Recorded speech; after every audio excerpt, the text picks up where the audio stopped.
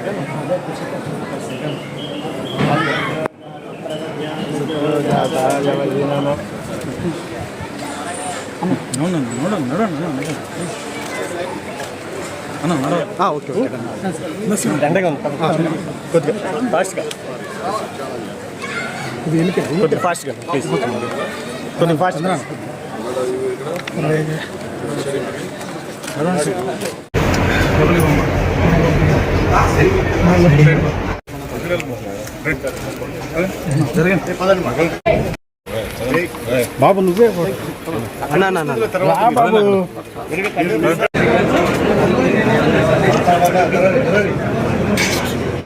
కొంచెం పదండి.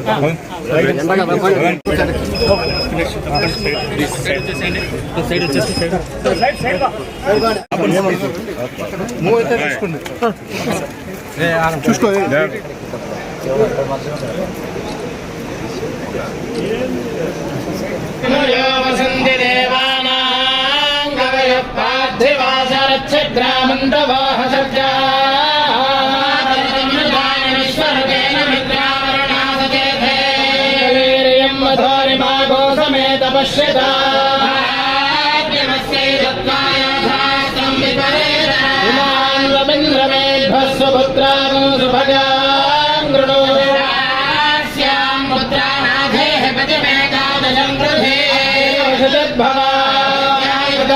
పురుష